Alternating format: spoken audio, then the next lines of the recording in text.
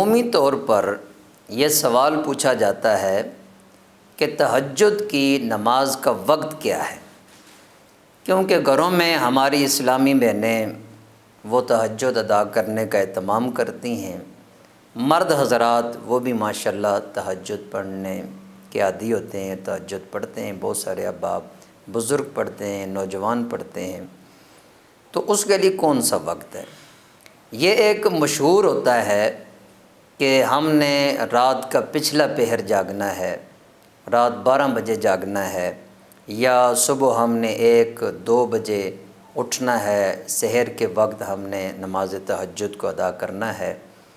تو یاد رکھیں، یہ اصل مسئلہ یہ ہے کہ تہجد کی نماز کا وقت عشاء کے فرائض ادا کرنے کے بعد کچھ دیر انسان سو لے، اور سونے کے بعد جب بیدار ہوگا تو اس کے لیے تہجد کا وقت شروع ہو جاتا ہے، اور پھر ساری رات یہ تہجد کا وقت رہتا ہے حتیٰ کہ طلوع فجر، اور جسے ہم اختتام سحر کہتے ہیں، یعنی سحری کا وقت ختم ہونے تک یہ وقت رہتا ہے۔ اس کے اندر کوئی بندہ تہجد کی نماز ادا کرتا ہے تو وہ نماز اس کے لیے درست ہے، اور تہجد کا یہ وقت ہے۔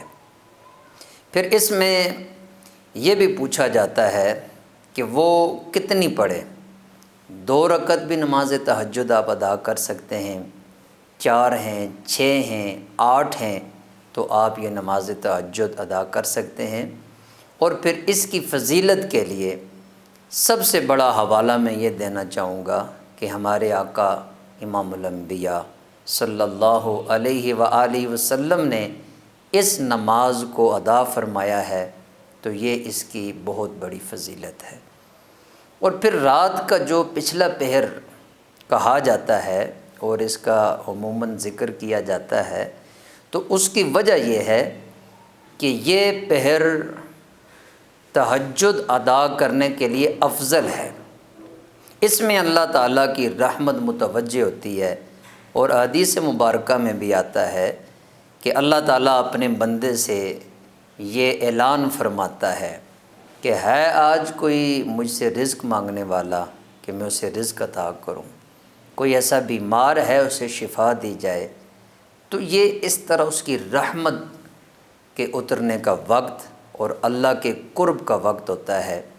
اور پھر اس میں ایک یہ بھی ہے کہ رات کے پچھلے پہر اٹھنا انسان کی نفس پر بھاری ہوتا ہے، طبیعت کے لیے یہ مشکل کام ہوتا ہے، اور جب ساری دنیا سو رہی ہو اس وقت کوئی انسان اٹھ کر وضو کر کے مصلی بچھا کر اپنے اللہ سے محو کلام ہو اور اللہ کی عبادت کرے، نماز تہجد ادا کرے، تو یہ اس کے لیے بہت بڑی فضیلت ہے اور بہت بڑا ثواب اور اجر کا باعث ہے۔ تو اس کی ضرور کوشش کرنی چاہیے۔ اللہ تعالی ہمیں اس کی توفیق عطا فرمائے۔